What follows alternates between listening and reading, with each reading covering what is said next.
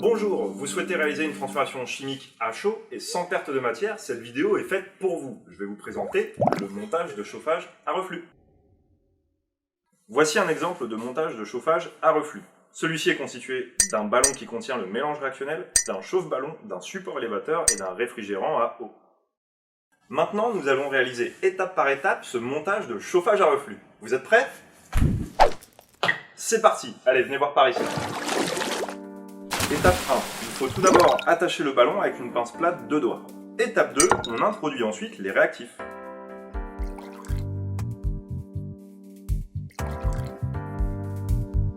Étape 3. On graisse un peu le rodage du réfrigérant et on positionne une pince 3 doigts non serrée.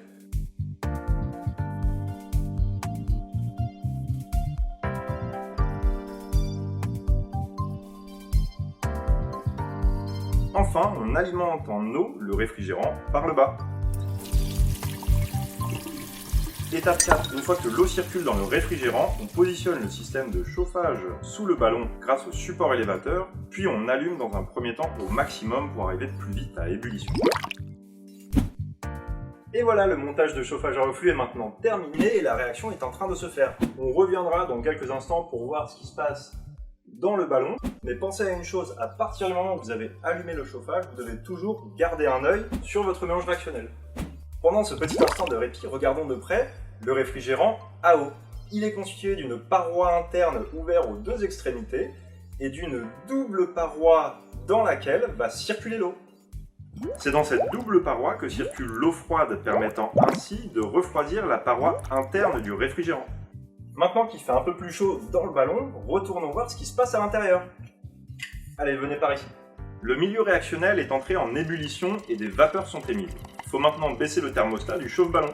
Ces vapeurs montent dans le réfrigérant à eau et au contact des parois froides du réfrigérant, elles se recondensent et retombent dans le ballon. On voit clairement que les vapeurs ne montent pas plus haut qu'ici.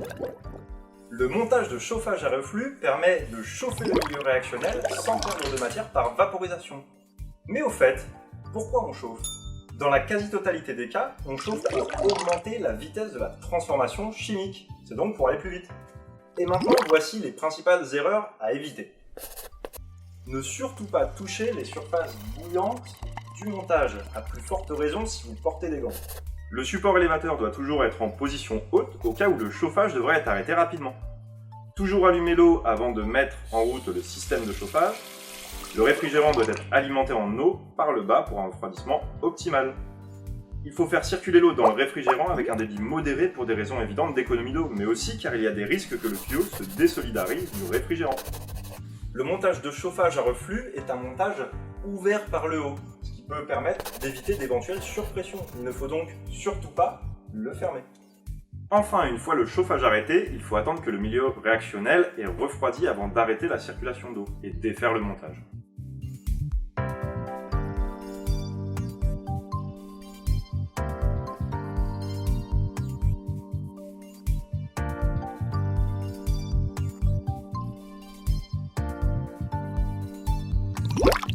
On ajoute souvent dans le milieu réactionnel des petits grains de pierre ponce.